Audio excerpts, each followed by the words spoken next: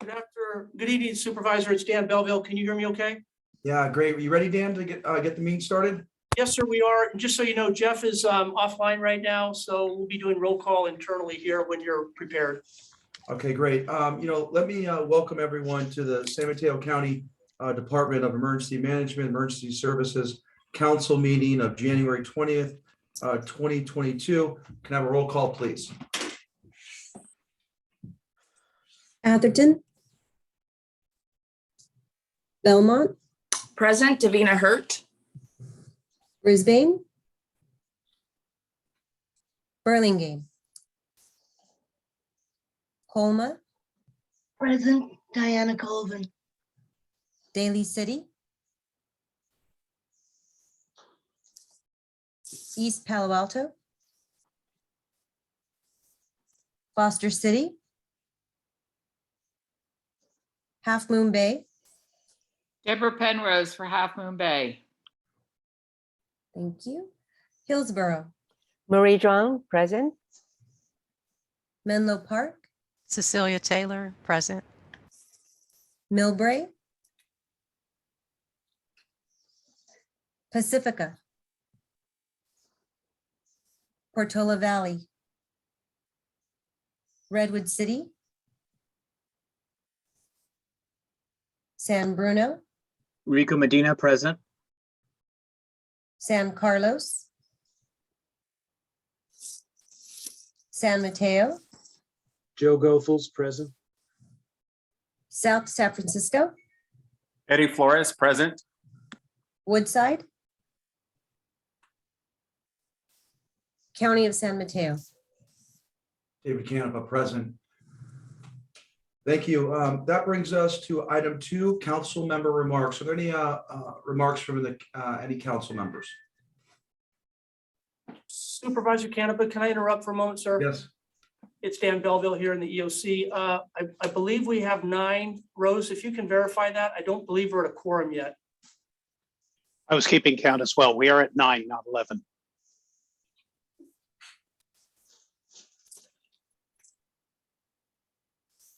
Supervisor, would you like to wait a few more moments, or perhaps the folks on right now might be able to text their peers if they happen to have contacts? That's what we did last time.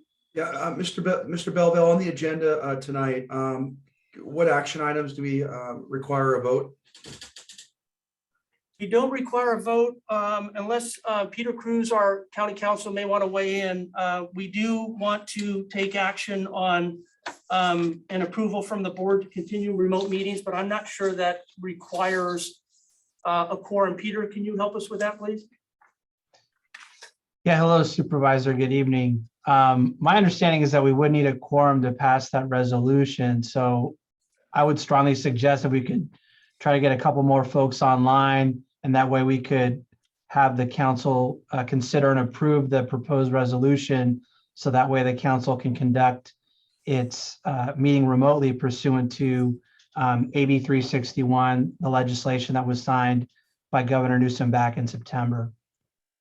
Okay, what I'd like to do right now is I'd like to take item 2, council member remarks, and then we'll go to item 3. Are there any remarks from the council members? Seeing none, that brings us to item 3. Are there any public comments? Okay. Dan, if you or your staff could call maybe some of the board members, because we do need a motion to set the agenda. Is that correct? We don't have a quorum? That's correct. We don't have a quorum unless if anybody could speak up that may have joined in the last minute or so. That may push us over the top. And if not, Supervisor, with your permission, I would recommend that we postpone for about 5 minutes so that we can make those phone calls or suspend the meeting for 5 minutes. Mr. Supervisor, through the chair, Mr. Chair, I've reached out to Daly City. Daly City will be on momentarily. Great.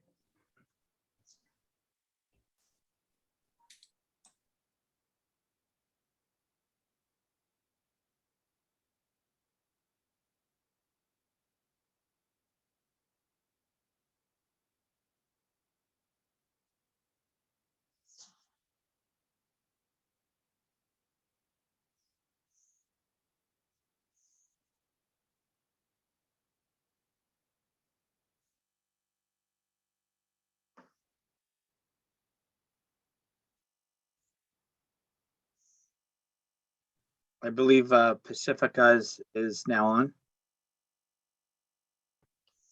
Sorry. Joined. Rose, can you tell us what the count would be now, please? Does that take us to 10 or 11? It's 10. We need Daly City for 11.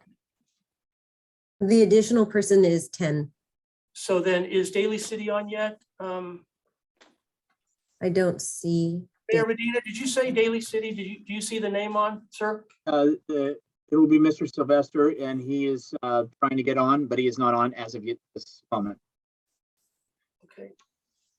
Supervisor Canepa, if we get Mr. Sylvester, then that would take us to a quorum and we can begin. Okay, that sounds great. You just tell us when another member comes and we'll resume the meeting. Thank you.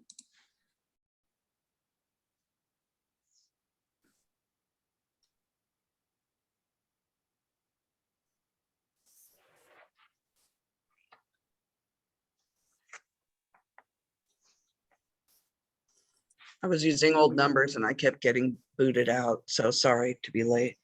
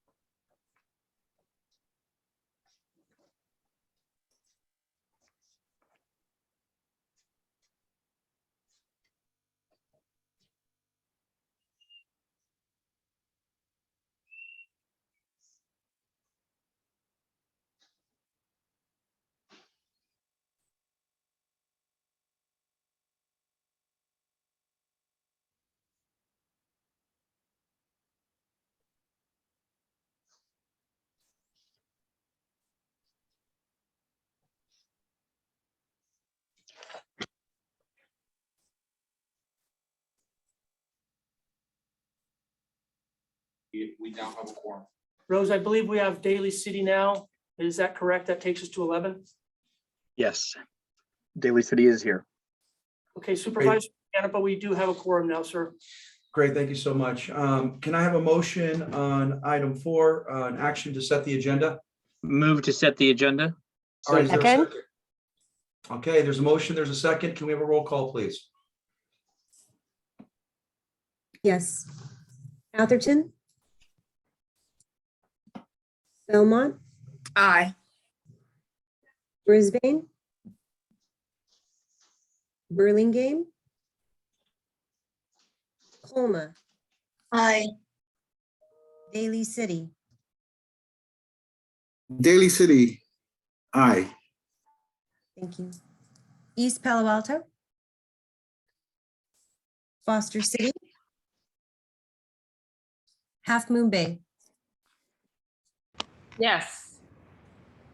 Hillsborough? Aye. Menlo Park? Yes. Millbrae? Pacifica? Yes. Portola Valley? Redwood City? San Bruno? Yes. San Carlos? San Mateo?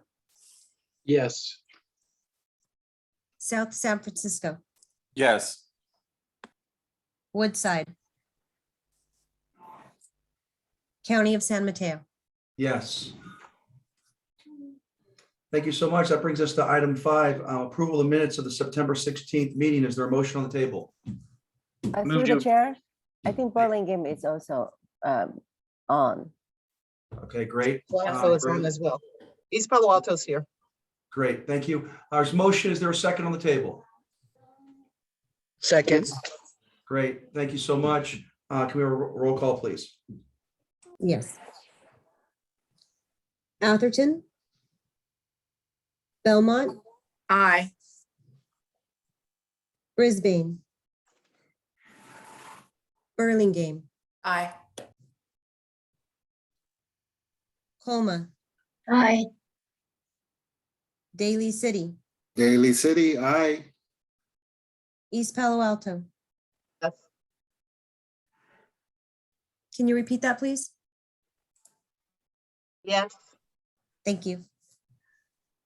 Foster City.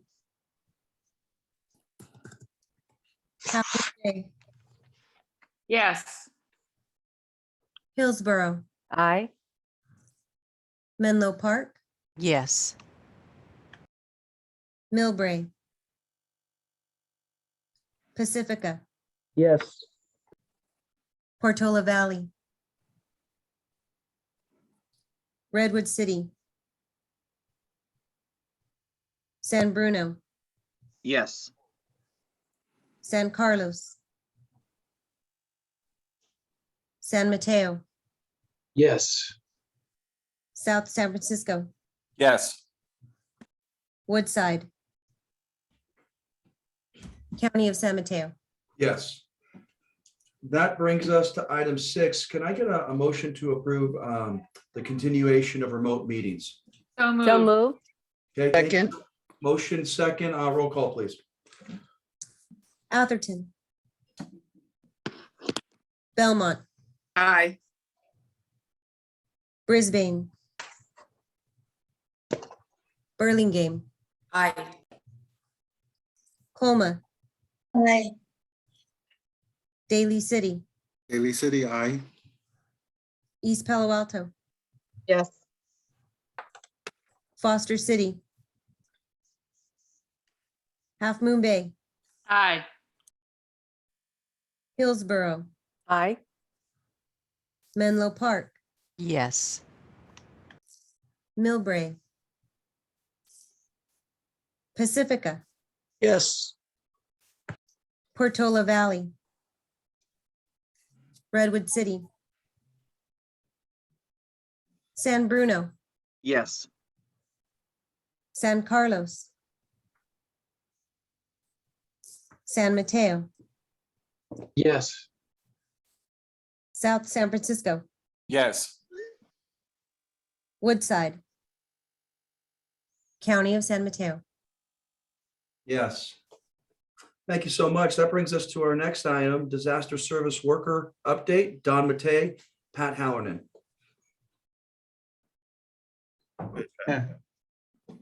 Good evening, Chair Canepa and members of the council. I'm Pat Halloran with San Mateo Consolidated Fire. And I'm before you tonight to ask for approval of a resolution that I presented at the September meeting. Since that meeting, the document has been amended and I understand both versions have been given to you.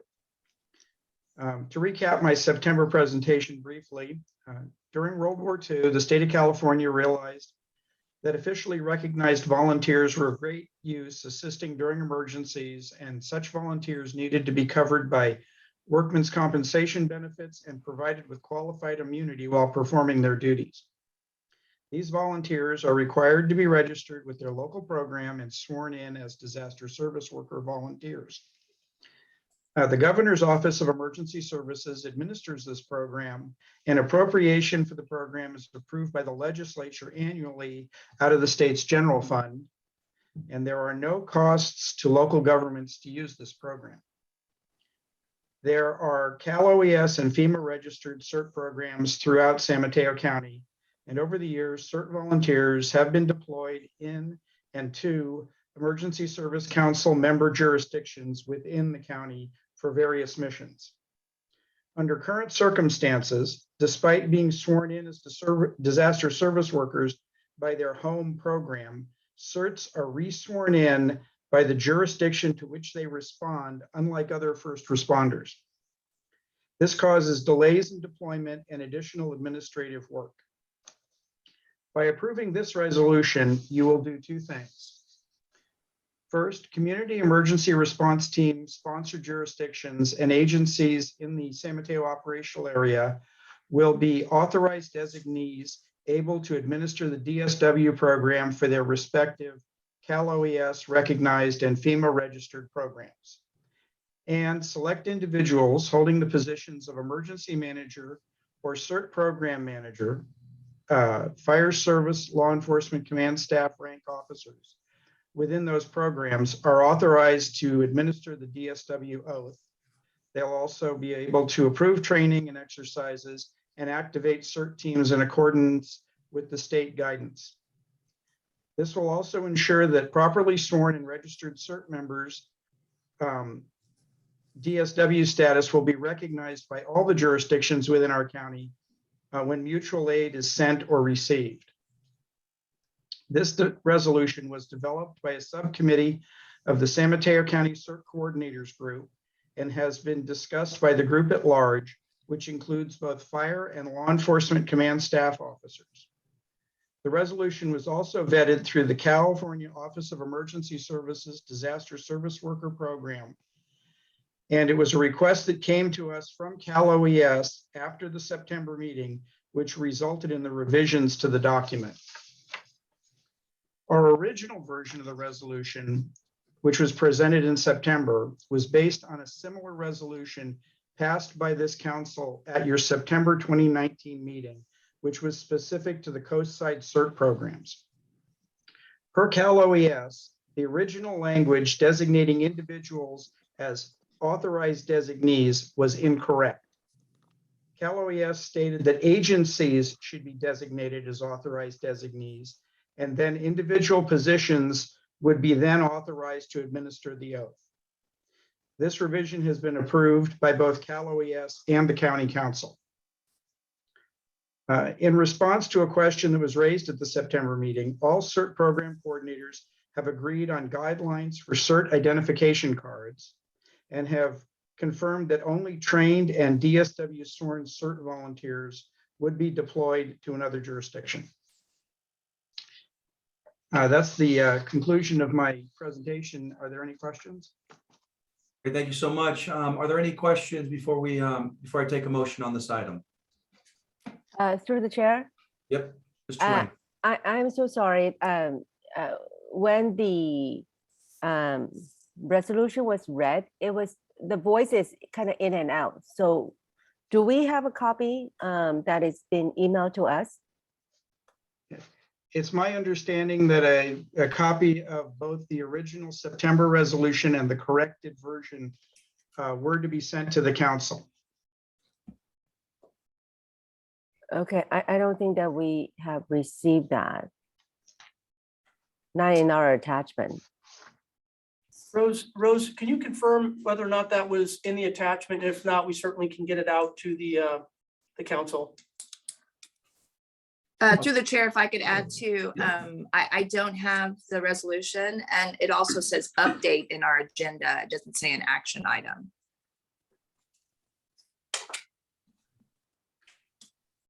Mr. Maffei or Mr. Belleville? Don, we voted on this last time, and it was my understanding that it was just an update that Mr. Halloran was going to speak to. Yes. So I'm not sure at what point what do we need to do with it right now? We asked Mr. Cruz, but it's just an update. Okay. Maybe. County Council, Peter Cruz, Mr. Halloran went through this at our last meeting, discussed it with the attachments, and then this was an update. Do we need to shelve this until our next meeting in order to vote on it, or do you have enough information to weigh in on it? I would recommend shelving it and circulating the resolution he's referring to, because he's conceding that there's an update to the prior resolution that was discussed at the last meeting. Okay. Supervisor Canepa, then I recommend that we shelve it and we will put it in the next meeting and finalize it at that point. Great. Through County Council, Mr. Cruz, do you need a vote on the continuance, or is it at the pleasure of the chair? I think probably be best to have a vote on the continuance, Supervisor. Ms. Hurd, would you like to make that motion? Yes, I'll move to continue this item to our next meeting. I'll Second. second it. Or to my friend from Hillsborough. Roll call, please. Atherton. Belmont, Aye, sorry, Pat. Brisbane. Burlingame, Aye. Colma, Aye. Daly City, Yes, Daly City, has there been any discussion on this? Apparently, a motion was made and it was second and there was no room for discussion. Because I do have a question. Sure. Mr. Sylvester, would you like to make your question now? You're free to do so. Yes, thanks to the presenter on this volunteer program. Is this a time-sensitive matter that would affect it being shelved for the next meeting? No, we can continue with the practice that we have been using. Things would be improved when it passes, but it doesn't stop us from rendering aid to each other. Okay, with that being said, thank you, Mr. Chair, for considering my question amongst the board, and I will vote for the motion as aye, Daly City. Thank you. Welcome. thank you. East Palo Alto, Yes. Foster City, Half Moon Bay, Aye. Hillsborough, Aye. Menlo Park, Yes. Millbrae, Pacifica, Yes. Portola Valley,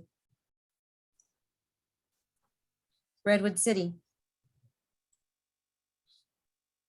San Bruno, Yes. San Carlos, San Mateo, Yes. South San Francisco, Yes. Woodside, County of San Mateo. Yes. That brings us to our next item brought to us by Mr. Leach. It's the mid-year budget review. Mr. Leach. Supervisor Canada, it's Dan Belleville. If I may make a comment before Mr. Leach speaks. Yes. Little background on this. The council may recall last year that Councilmember Fruman had recommended that we do a mid-year budget review so that everyone could take a look at where we were at the midpoint. So we did agendize that at the request of the council and Mr. Fruman. I met with 4 of our committee members, the Finance and Admin Committee, our 2 distinguished council members, Marie and Glenn, both from Hillsborough and Daly City respectively. Also Mr. Fruman and Mayor Rico Medina last week. They did take a look at the preliminary mid-year budget with Mr. Leach and I. They asked some very good questions. I do have to throw out the white flag, if I may. We are in transition, as everyone knows, from the sheriff's office to a new department under the CMO's office, county manager's office. And we don't have a full year yet under our belts where we can do comparisons. And when we did create the new department, pulling it apart, I think I had mentioned to some people, is something like pulling a sticker off the side of a door. Half of it stayed on the door and half of it's on the sticker. And so it was probably more complicated than people might think. But we think we've done a pretty good job. And however, when we look at the mid-year budget review, our distinguished panel did raise some issues that Mr. Leach will discuss tonight. And those that received the packet may have similar questions. So I think next year at this time, we'll have some comparisons. It'll be much easier to follow. But we're happy to share it with you at the request of the council at last year's meeting. Before Mr. Leach speaks, I would also like to make the request, if possible, as part of our discussion, is we could look at our trust or our surplus, which is pretty healthy. And I would like to make the recommendation, if possible, to take $180,000 from that reserve or trust, it's referred to interchangeably, for our project manager on the local hazard mitigation plan. As everyone knows, and I'll speak to it later in the evening, our local hazard mitigation plan was approved. It represents every city and town in the county for mitigation efforts in order to make us eligible for FEMA funding. And Ann has done a terrific job as our project manager in the last year. Again, I'll speak to it in a few moments, but I would recommend that we continue that work and perhaps use some of that reserve for funding Ann's work, which serves all of us on this meeting tonight. So with that said, I'll turn it over to Michael Leach, who has been terrific working with me from the finance department to create our new budget. Michael? Thank you, Dan. Supervisor Canepa and board. I'll be talking about the attachment that was provided to you. It is titled ESC JPA Fiscal Year 21-22 Mid-Year Budget Monitoring. I'll share my screen in just a minute. Before I do so, I wanted to, what you'll be seeing is this is output from our budget system. This is our gold standard for accounting. This is where the budget currently sits as of January 10th, 2022, so just after mid-year. Just for the board's information, the current balance on the JPA trust fund that we use to supplement what the cities pay, that is currently sitting at 1.14 million and change. This is growing on average about maybe 200 to 300K a year. A lot of this is coming, is being currently funded by the SFO portion of the JPA. So they're paying in quarterly. That money goes directly into the trust fund. So again, it's 1.14 million and change currently, just to give you some perspective. I'm going to share my screen with you now. This is the high level view. Let's see here.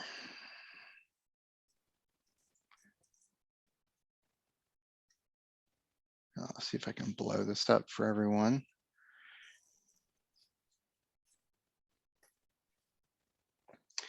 Overall, the budget is on track as expected. At this time in the year, we would imagine or expect about 44% to be expended by the county in support of the JPA. Currently, that meets expectation at 44%. That's your very bottom line. This is the net county cost general fund that the county provides as their share of the JPA. Current revenues are on track. I believe most cities have sent us have paid the invoices that we've sent them. So we're on track with that. I did want to call your attention to a couple of things that may jump out to you, excuse me. At the far column, you'll see this is our year-to-date percent, if you will, of where everything stands in our general account class categories, which you can see on the far left column, both in the revenue and expenditure. Again, where the cities pay in, that would be counted in the 1600 series for intergovernmental revenues. We're doing very well there. I did a couple of questions came up with a smaller group that I wanted to address tonight. And one of those, this 50,000 that is sitting here with zero, this is actually each city, as part of their funding of the JPA, pays 2,500 in for NIMS training. I believe that's correct. That money still has to be moved over here, so that's why it's zero. But once that transaction is made, this will reflect the full 50K.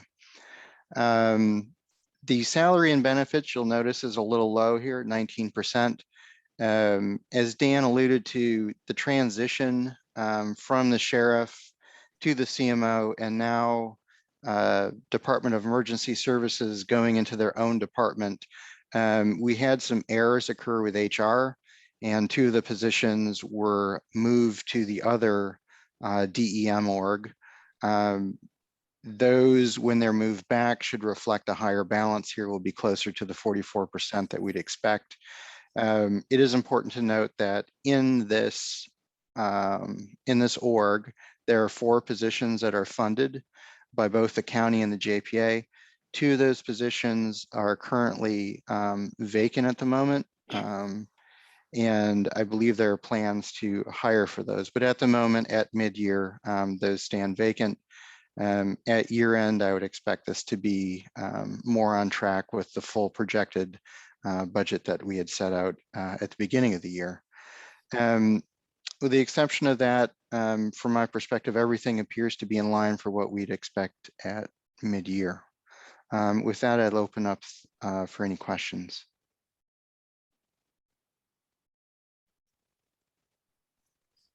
Are there any questions from the members?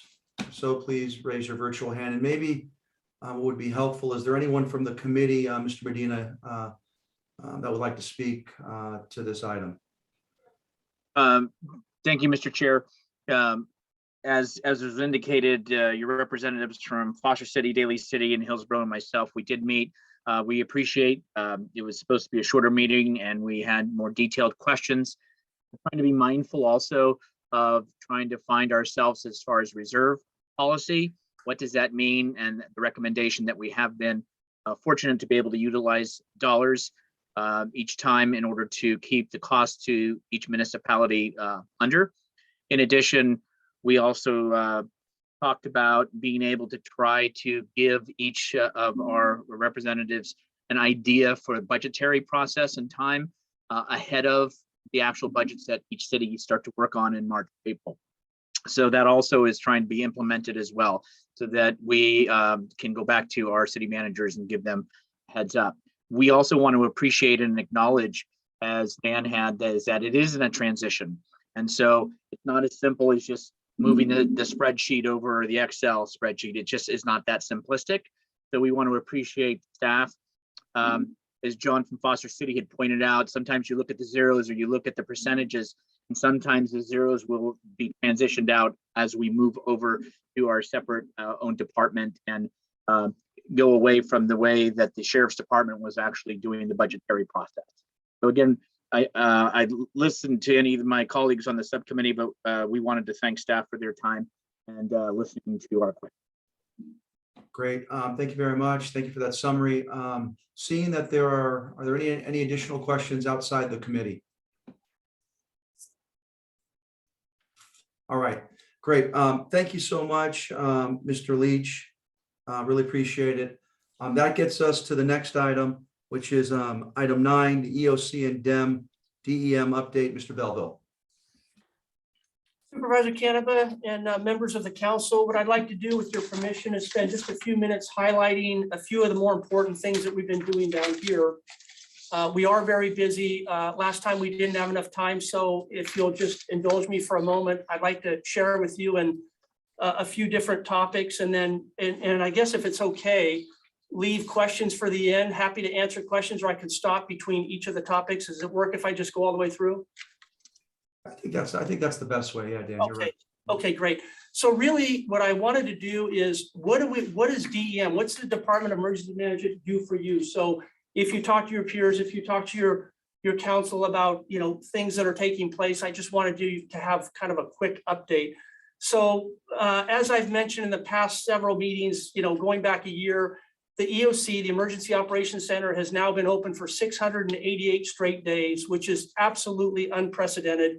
This means that we're moving equipment and people and resources every single day to manage the incidents we have. So obviously the base is COVID, and now we're dealing with a lot of the variants right now. And that keeps us very active with sheltering, isolating people, feeding people.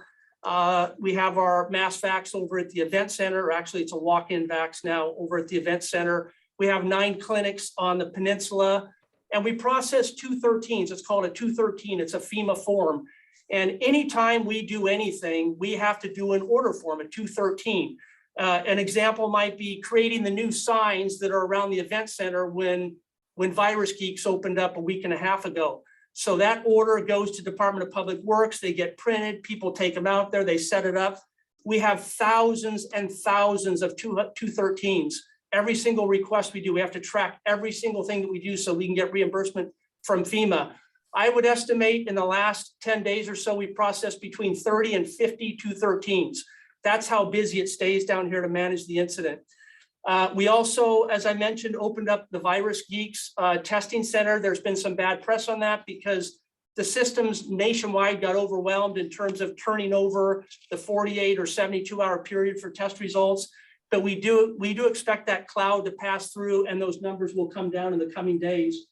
All of you are familiar with the tsunami that we experienced this weekend. I can tell you that I received the first call at 5:33 in the morning and had part of the staff up and running about 5 minutes later.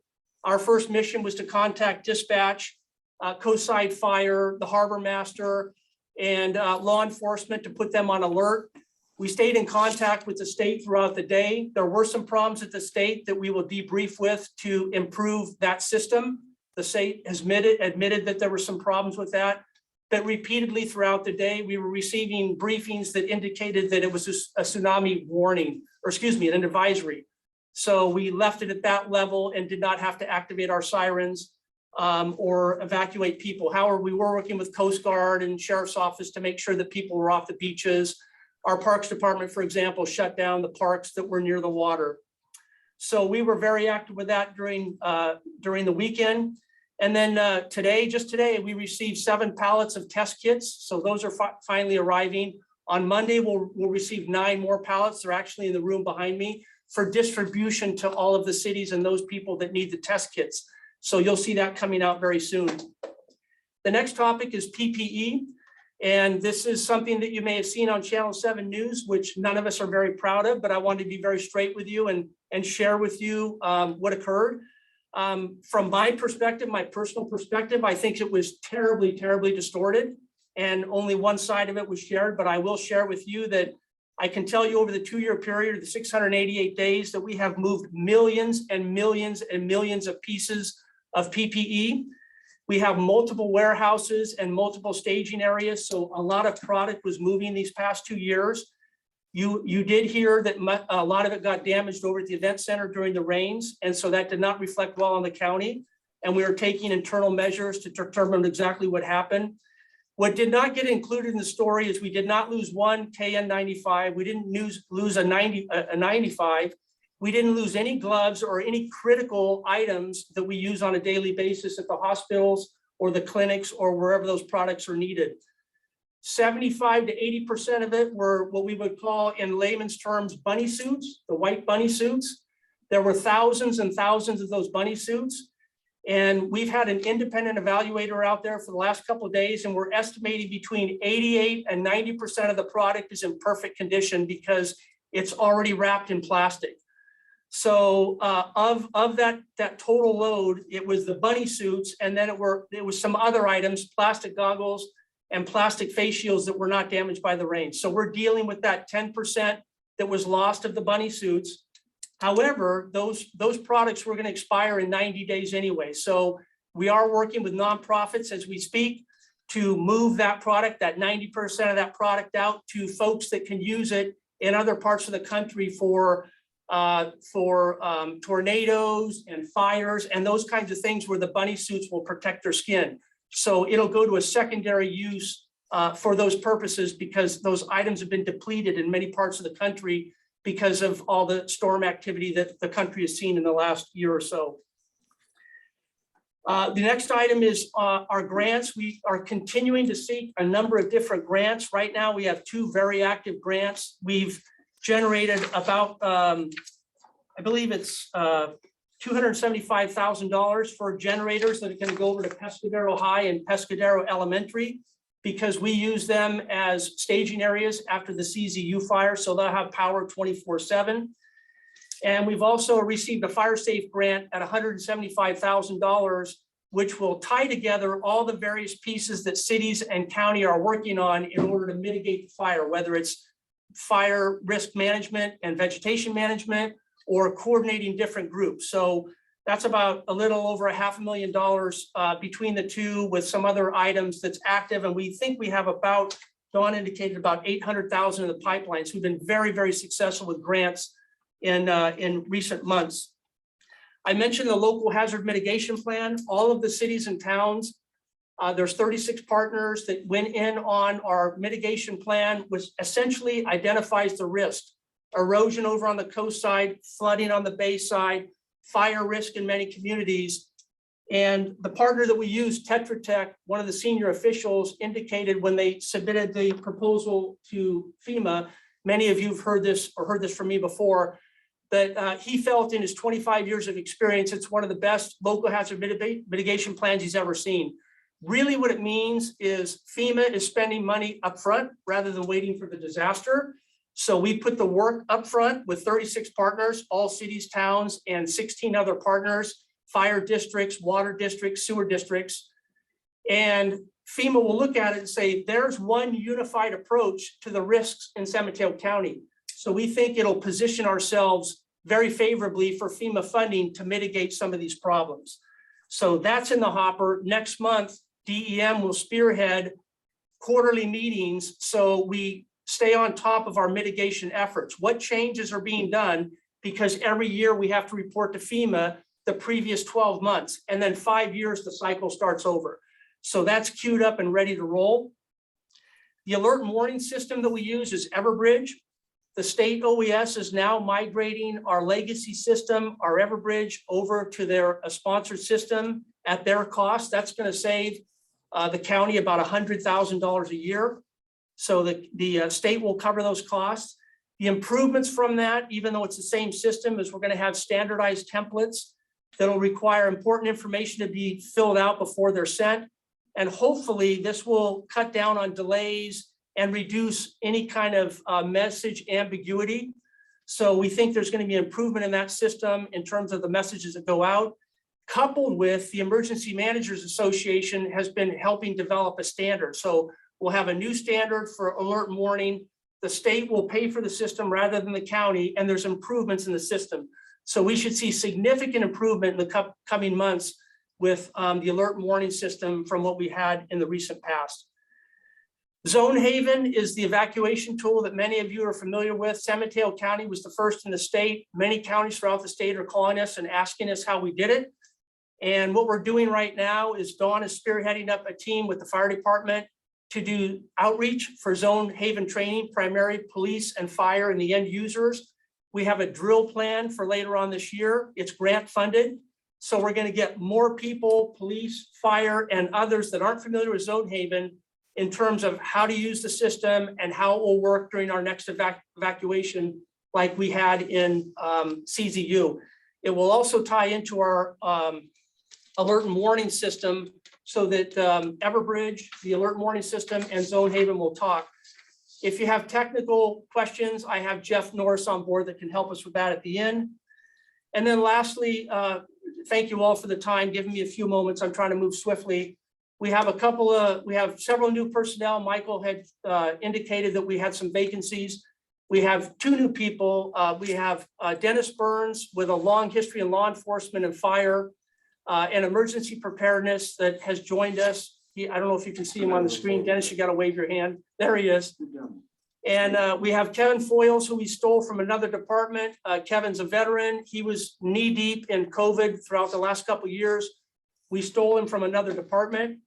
And we also have Crystal Lamb, who's not with us. She's one of the accountants. So she's working the numbers between myself and Michael Leach, who presented. So we're glad to have Crystal on board. And then lastly, some of you may remember Brian Mulver. Brian's got 22 years with us. Brian will be retiring.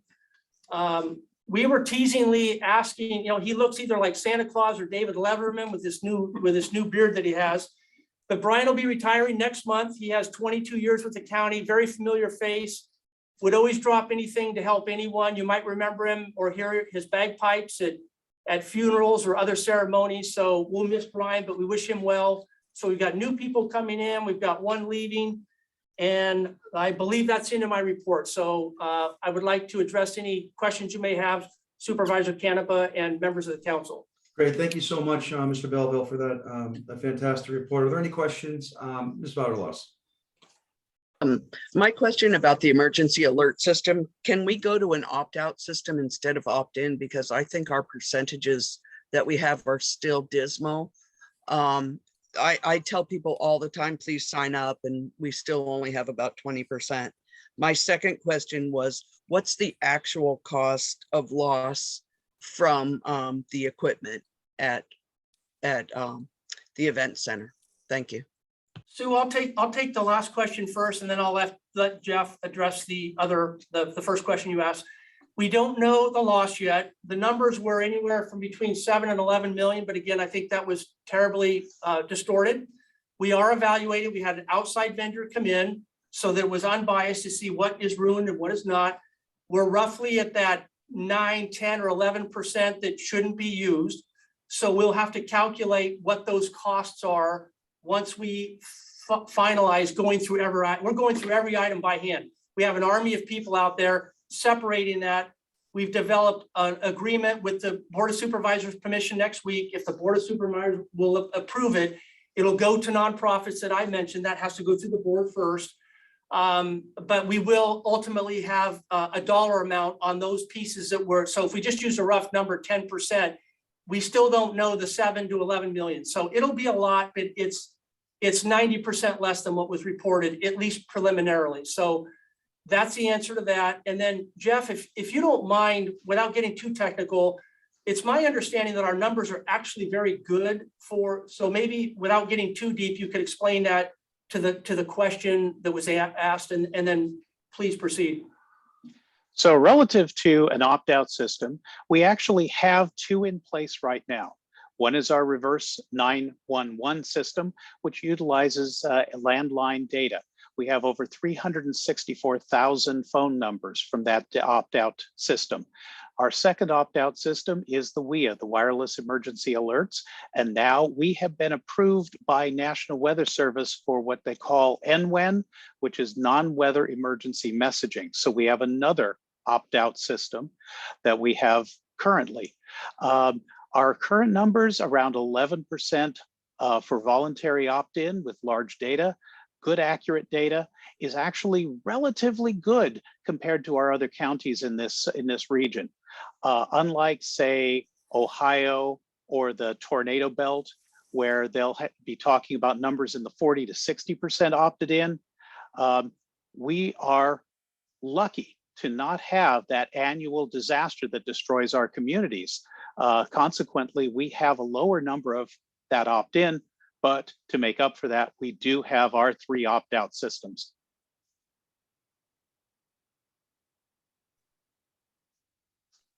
Thank you. Mr. Sylvester. Thank you, Mr. Chair. I have 2 concerns. We'll first start off with the PPE aspect. It was mentioned that there was an expiration items and they're being sent out to nonprofits. So my concern, part of that is, was there any account taken in the ordering of PPE? It sounds like an excessive amount. And how was that determined in order to place the order in the first place? Mr. Sylvester, when we first were involved with COVID, every Office of Emergency Services or Department of Emergency Management was clamoring for whatever we could get. I remember in the early days, we were actually going to charter some planes from other countries to try to get a lead on some of the things that we were ordering. So it was a very frantic pace. There were a lot of strings tied. Sometimes we had to have minimum orders. So ultimately, we wound up with, yes, an excessive amount of what I'm going to call these bunny suits. And so we also determined throughout the incident that the needs changed. So certain things were applicable in hospital settings and others weren't. So there was an evolution of the incident. How many do we need and what would apply to their needs? And so these particular items were not very useful. And I think probably other counties have a similar issue. However, as I mentioned, the other more significantly important items were not left out in the weather, and they were used and have been used throughout. So really the answer is yes, we have too many of them. It was part of that early chaos to get anything and everything we could get our hands on. And we're stuck with this problem at the end. And yes, we have a black eye from it, and we'll work ourselves out of it and hopefully repurpose everything rather than wasting it, because we think we have a good plan for that going forward. I appreciate that very much. You know, had this had not come to light, you had made mention that throughout the process, items were actually taken out and distributed. And I'm just wondering, in the previous 4 months, were they taken out during the rainy season? And if someone should have acknowledged, you know, hey, this is not good, we need to move these items back inside.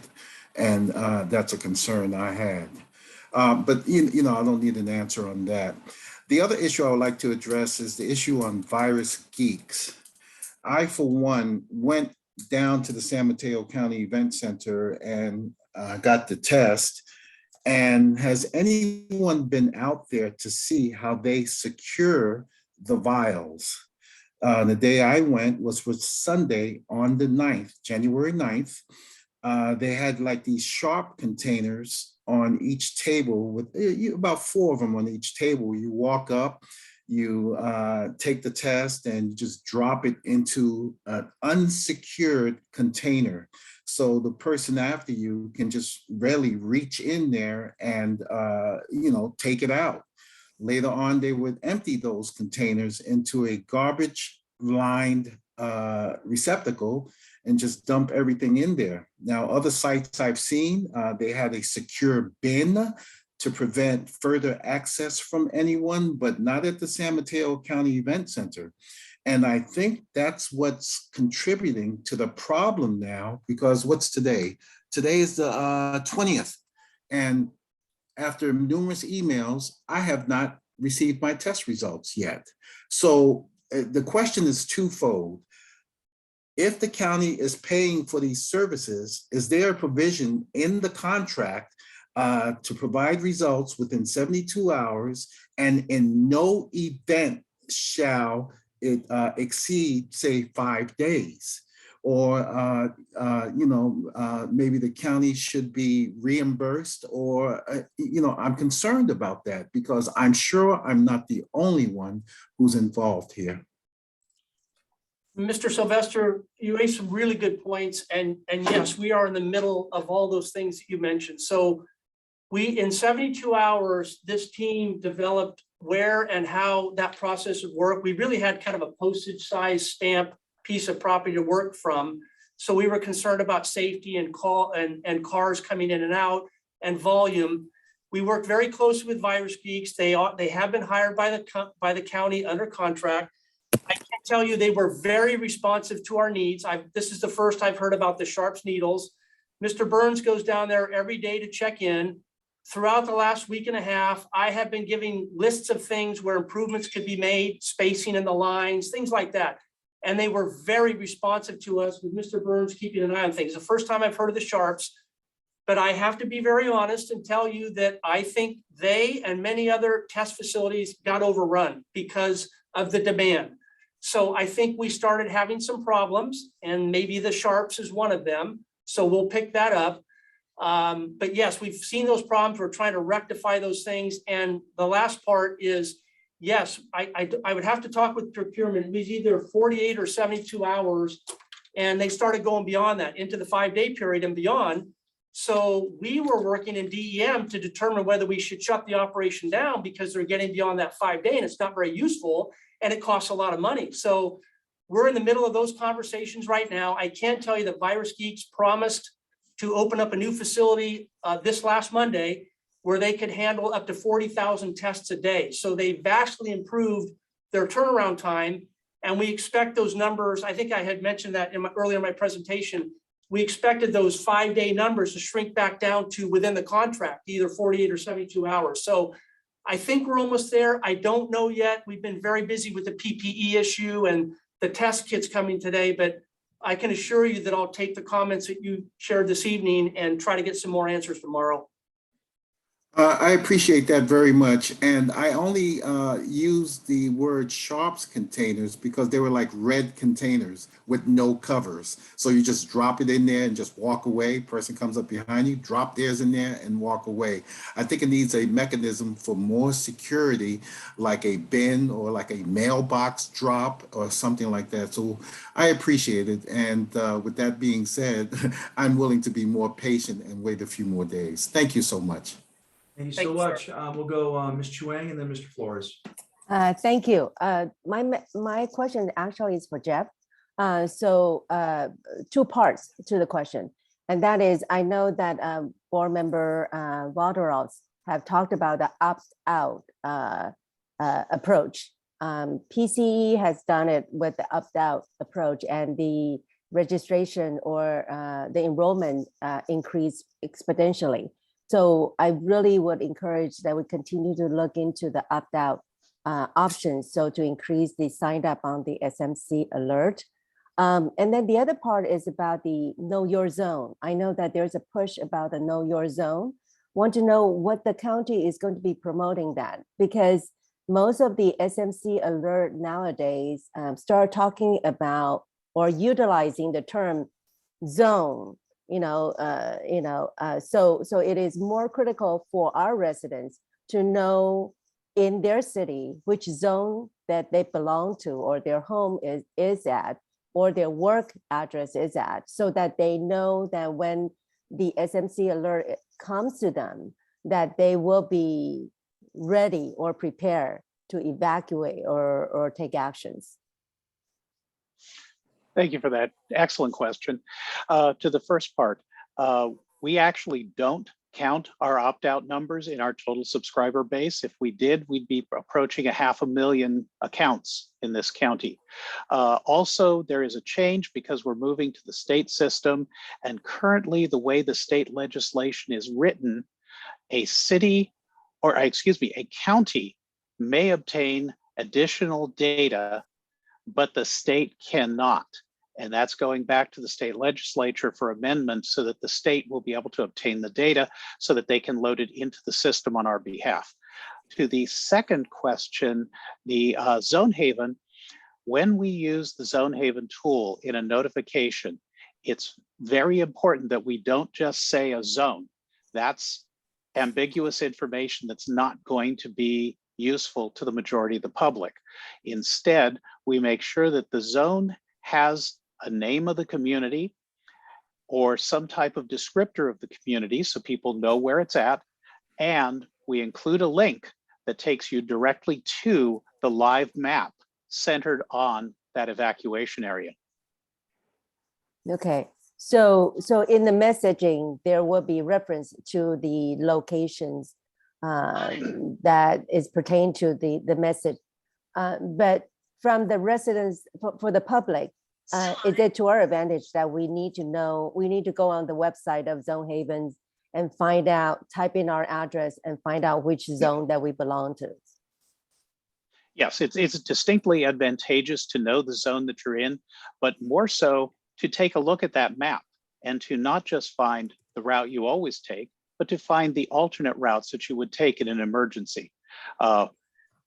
For all of the messages that were related to the CZU lightning complex fire, every message that related to an evacuation had not just the zone number, but the community name and that link to the map. So people could just click the link and immediately see the impacted area. This has two effects. One, it makes sure that people know where they are or what area is impacted, but also it reduces the factor that's called mulling. Now, mulling is where somebody gets an emergency notification and they go seeking something else to confirm it to see if it really applies to them. This link, which takes them directly to Zone Haven, lowers that mulling rate when people say, aha, I've received a message on SMC alert and now I see a map on Zone Haven. So we're using that tool as a very joint advantage, pulling both directions. Thank you, Jeff. Thank you so much, Ms. Chuang. Mr. Flores. Thank you, Mr. Chair. Mr. Belville, I had a question in regards to, you mentioned that there are additional testing kits that you were going to be providing to the cities. Can you elaborate and expand on that? Yes, sir. So we actually had some donated and we ordered through procurement, thousands of test kits, take-home test kits. So because of the demand, we will have those test kits available to all of the jurisdictions. So I'm working with the incident commander now to manage that process. So we'll probably receive our list sometime tomorrow. There's communications taking place between the county and cities in terms of what their request will be. And we expect those orders to start going out sometime on Monday or Tuesday. But we are talking about tens of thousands of tests, and we have to be very careful about who gets what, make sure that people don't overorder and be respectful of the amount that we have so that the orders can be met and that we'll have enough in reserve for future needs. So, and that comes at no cost to the jurisdictions. Thank you. That makes sense. Would you say that you also have a plan in terms of masks? I'm hearing also the federal government is in the process of distributing masks out to communities. Are you aware of that? Do you have information to share about that yet? I am aware of that. And yes, been in the news in recent days. We will work with our state partners. So, FEMA and then the state, and then it goes down to our level. And so we expect that we'll be able to provide some additional masks as they come in. But these are some of the things that change daily over these 688 days. But yes, when we get those masks, we'll do something very similar to what we've done with the test kits. I don't have enough information to see where it's at and when they'll arrive, what they'll look like. Some of the masks, people refer to them out at the event center that we talked about, are not masks at all. They're face shields, plastic face shields, and plastic goggles, not very useful to us. So we want to make sure that whatever masks the federal government has will meet the standard that we need. And we think that they will, but there's more to come on that. But I expect it sooner rather than later. I just don't have as much information on that topic like we do on the test kits. Thank you. And I also wanted to echo the comments made by my colleague, Glenn Sylvester. I also was able to experience that, went down there myself, and I can also attest to what he was saying about the sharps container. They are red pails that were placed in a table at kind of a community table for people to drop off their bags with their testing results at leisure. So that does seem out of the usual, out of the normal, out of the protected safety and security. So I would double check on that. Furthermore, I did wanted to get clarification on Virus Geeks, since a lot of our constituents are very concerned about the delay, and you've addressed that. But you said, and I just want to get clarification: is Virus Geeks a contracted vendor through the county or not? There was an article, just for context, there was an article this morning from Deputy Manager Assistant Justin Mates saying that it is not a contracted vendor, and therefore they would not held to the same standards as others. Can you clarify that for us? Well, I may be in a pinch here. It's my understanding that they are a contracted vendor. So we do have an agreement with them. They are held to a standard. And they are performing that work. And once we set up the system, we backed off, other than observing some of the things that you mentioned. In fact, I muted the mic a moment ago to ask Mr. Burns to check the sharps issue again. So that would be in conflict with what you heard from the deputy county manager, but I'll get clarity on that tomorrow. But it's my understanding they are a contract. We stand out of their way, but they have to perform to our standard. And as we discussed earlier, we're not getting to where we need to be, but we're hopeful that some changes will come very quickly. Yeah, confirm that, because I wanted to clarify if they are being held to our standards or not. But thank you for your clarifications. Thank you, Mr. Chair. Thank you for sharing that, and we'll follow up on all those comments from both you and Mr. Sylvester. Thank you. All right. Thank you so much, Mr. Medina. Thank you, Mr. Chair. Mine, just as a point to Brian, who's retiring, I just wanted to thank you for your dedication, years of service. I admire anybody who can play the bagpipes, and you do very well at that. And I also want to thank you personally that you were there around during the times of the PG&E 2010 pipeline explosion, in our Emergency Operations Center. It was always nice to see a face that I knew from this body. So I want to thank you personally. I want to thank you on behalf of the city. I want to wish you the very best in your next chapter and happy retirement. Thank you. Great. Ms. Varlas. Sorry, I have one more thing. Pacifica problem. has a testing site on Sunday mornings. And the previous Sunday, there were about 50 people waiting in line. But this Sunday at 9 a.m., I passed and no one was there. I've never been tested, so I thought I would go in. I said, I don't have an appointment. They said, well, people have canceled, so you can come. But you have to come back at the time when the people canceled. And I said, there's not a soul here. Why can't I go in now when there's no one here? And they would not let me because it didn't follow the procedure. And so I've still never been tested. And I tried calling the county and I went through 3 different people and they were going to put me through to the person of the day. And they said they'd call me back, but I've never gotten a call back. And I don't like the procedure. If they have extra tests for people who didn't show up, why couldn't I just do it right then when no one was there? I know no one can answer that question. No, I can try to. First of all, thank you for the question. Where exactly was that? Was that at the event center? No, in Pacifica, we have a Sunday testing site. Yeah, so this is a real challenge, and these are the things that we smash our heads on the table about. When we first opened Virus Geeks, there were points in the day where we could accommodate more people. And we thought, well, let's just do exactly what you said. If people come in, let's let them in. The problem that happens is the word gets out, and with our vaccinations and some of our other testing, we got overwhelmed by people from other counties because quite frankly, we had done a pretty good job over at the event center running a lot of people through, and you've seen our numbers. They're amongst the best in the country.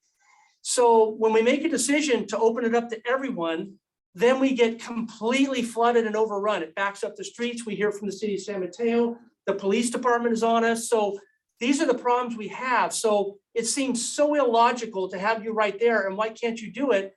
But then you may tell your friend who tells a friend, and then suddenly we're overwhelmed. So these are some of the things that we struggle with daily. And it's a challenge for us because we try to do the right thing, but social media, the way things are, it transmits very quickly, and one little thing becomes a big issue within hours or within a day or so. But I know that's not a very, very pleasing response in terms of what you went through, because I understand and hear what you're saying, but that's kind of the behind the scenes piece that we have to deal with.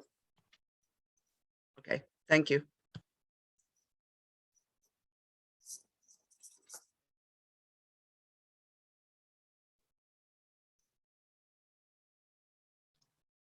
Mr. Flores, is your hand up? Sorry, I left it from before. Apologies. I'll bring it down. You know, let me just say this. You know, I sit on the board of supervisors. We can do much better. You know, first of all, in the pandemic, it's not where you start, it's, you know, how you finish. I do think, as Dan had referenced, Mr. Belved referenced, there's an ongoing investigation to really understand and figure out what happened to the PPE. This is very, very serious. And let me tell you why it's serious. First of all, it's taxpayers' money. And second of all, that equipment could have been used. And so we're taking this very serious. I've talked with the county manager. Accountability is going to be key. Now, I think throughout the pandemic, OES has done a tremendous job. The Regional Operations Center opening that up. The demand for testing, and I've seen it, is just so insane. All these lines, everything I remember when I went to Walgreens on December 24th in Westboro, and the lady at the front desk said to me, "We can't handle it anymore. We don't have any more tests." So it was a problem. I think what we're trying to do as a county, right, is how do you logistically do it? How do you have, when you have council members saying to you, And rightfully so. They're advocating, all of you are advocating for your constituents. We need more testing. We need more testing. And so what we tried to do was try to find a solution, because the demand is, why the demand? Well, the private sector doesn't have it. The federal government at the time hadn't shipped out the home tests. And so what we had to do was basically backfill and meet that demand. Now, virus geeks. I think virus geeks, that's got to be reconciled. That's got to be fixed. Both things, I think, on county staff, I think I speak for myself as a member of the Board of Supervisors. Am I disappointed? Sure, I'm disappointed. Do we have to do better, or could we have done better? Yes. Does this make the county look in poor form? Yeah, on those two instances, they do. So we got to own it. We have to be responsible. That's what leadership is about. It's not about, punting and making excuses. And that's how we get better. And so I want to assure this board, and I think Dan has talked about it, that we're going to be better. We're going to fix the PPE issue. Is something that really irks me, because someone knew that the equipment was in the rain one time and we did nothing. And that was someone from the event center who said that, right? I mean, publicly. So we're looking at it, we're going to assess, we're going to evaluate. But I will tell you, this is something that is not taken lightly. And I think, Dan, Mr. Belleville, that we can strive to do better, and we will do better. I think you agree with me, right, sir? Yes, sir, absolutely. Couldn't agree more. Yes, sir. Great. All right, thank you. With that brings us to item 10, informational update from Emergency Managers Association, Ms. Gunning. Yes, thank you, Supervisor Canepa. I am going to share my screen here if I can. And let's see, can you see that screen yet? Yes. Okay, perfect. Let me get this, start from the beginning. Okay, excellent. Thank you everyone for the opportunity to give you a brief update on our San Mateo County Emergency Managers Association this evening. Quickly, I'll make it as short as possible here. Our work groups continue community resilience, volunteer management. We heard from Pat Halloran earlier about the DSW stuff, so hopefully we can be able to take action at the next meeting on that. We have our mass care work group, planning and operational coordination, technology, and our training and exercise group. So with our volunteer management work group, their community resilience, again, it's myself and Pat from our Emergency Managers Association, as well as all of our San Mateo County CERT program coordinators. So we have been working really hard on the disaster service worker volunteer program, that mutual aid guidance that we're taking a look at for the resolution that you'll get for your next packet at the next meeting. But we also coordinate and hold monthly meetings, as well as participate in a Bay Area CERT coalition. We have quarterly meetings as well, and we often confer with Cal OES's disaster service worker volunteer program coordinator. And so we really are, as most often we are kind of the leaders and trailblazers when it comes to a lot of this. And we are once again being looked at as a model for this resolution, for this mutual aid, if you will, CERT mutual aid for our county in support of our volunteer resources, because we absolutely need that force multiplier. And we know that that works very well. The other technology work group, we talked a little bit about it. Jeff is one of our experts with our alert and warning. We had done a lot of work on that end with the RFPs and the vendor proposals and all that. Thankfully, under the E911 system at the state, they have picked up the bill for that. So we are very pleased with that. We have done a lot of work on the Everbridge system and continue to do so. So we are developing the alert and warning guidance for the county with that, creating the quick start user guide and the standardized training for all of our users. So we hope to have more information at that next meeting as well for you on that, as well as the crisis management software, which will be our next RFP that we're collaborating with County DEM on and doing demonstrations. That is something that is very much needed because we have no emergency management or crisis management software platform currently. So that is something that's high on the list for us as a priority. And we are currently working, like I said, with DEM on that. Our other work group, our training and exercise work group, Casey Treadway, I know she's on this call as well, myself, Elizabeth Lom, Mike McKeon from DEM.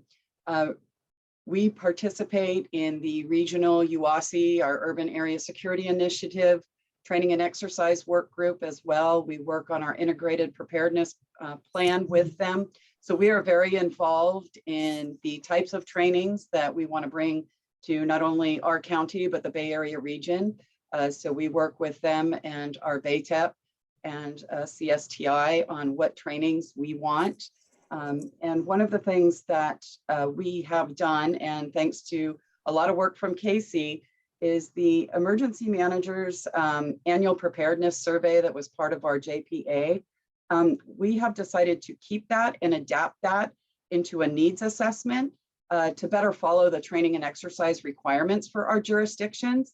And since we already are kind of used to doing that annual survey, we are going to still continue to collect that data and actually use that for our requests and recommendations for what trainings we want to bring to our emergency managers and to our other law enforcement and fire personnel in the county.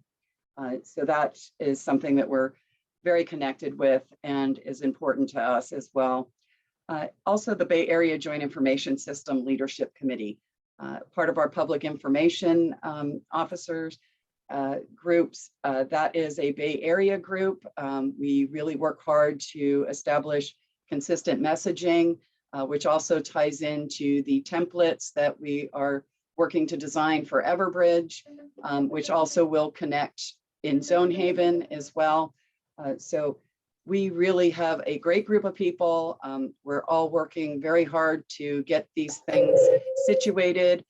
We also participate at the federal level with FEMA's technical assistance, just to make sure that across the board, we're doing everything from locally to the operational area, to the regional, to the state, and to the federal government, and keeping all of our language consistent, which is really important. And we do have some changes coming up with that as well. So it is a perfect nexus for us at this time that we're doing all of this work. So we really hope to have some great product coming about in the next month or two around all of that. And one thing that we're going to now add, because we'd love to bring this to you as electeds, and that's giving shout outs. Sometimes we don't hear about what we all do across the board. So one of the things that I'm going to add to our updates is what I'm going to call acknowledgements and congratulations. So this evening, I'm going to give a shout out to Captain Chris Clements from Pacifica Police Department and our own Jeff Norris from DEM for their contributions. If you didn't get a chance to see this article, go check it out. Their contributions to the tsunami article in the January 19th edition of the Half Moon Bay Review. Just great input, really good information. So we wanted to give them a shout out.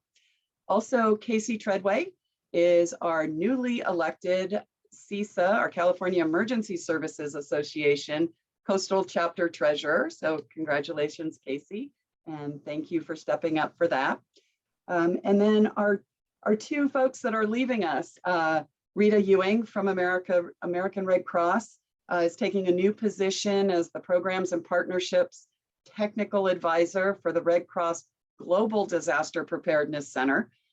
So that's a mouthful, and we wish Rita all the best. She has been here with us for, I think, about 3 years now, and has just really done an amazing job fostering the relationships and processes, and really has been an instrumental part of our mass care work group with Emma, and very active with Emma. So we really appreciate having her on board, and we wish her all the in her next chapter. And then Brian, oh my gosh, Brian, I can't say enough. I can't believe it's been 22 years, honestly. It's hard to fathom that I've known you that long, for one. But just wish you all the best in your next chapter of yours. And yeah, 22 years, wow. Quite the incredible task. So you will be dearly missed, that is for sure. We're gonna have to get you to play the bagpipes at your own retirement party, I think. Will you do that for us? So thank you, Brian. It's been an honor and a pleasure to work with you over all these years. So thank you very much for all your expertise. And again, I would echo Rico's comments about helping us out with the pipeline explosion. You and I have worked so well over the years, and you just really helped us all out on that one immensely. So thank you very much. Lots of air hugs and kisses. And thank you. We wish you all the best. Thanks. Supervisor Canepa, back to you. Great. Thank you so much. Are there any questions on this particular item? No, there aren't. Okay, great. That brings us to announcements from members of the council. Are there any announcements? I just really want to say, Brian, thank you so much.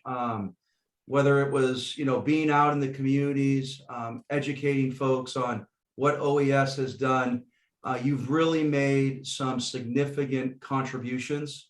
We're all lucky to have you. You're respected by your colleagues. You're respected by this council. You will be missed, but I heard there's an afterlife after you leave the county, and so I hope you're able to enjoy it, but understand all the effort and all the time, and that includes hours outside of work that you've put forth. We're really appreciative of you, and congrats to you on your future endeavors. Thank you. Thank you, Supervisor. You got it. And that brings us to announcement of the next meeting. Our next ESC meeting will be April 21st, 2022, and then June 16th, 2022, so we can get a quorum right when we start. Isn't that right, Mr. Belleville? That's absolutely correct, sir. All right, Mr. Belleville, you took a lot today, but we want to thank you and your team for all the effort. And with that, we'll adjourn this meeting. Thank you so much, folks. Thank you for everything you do. Thank you. Thank you. Be safe. Thank you. Bye-bye. Thanks, Rico.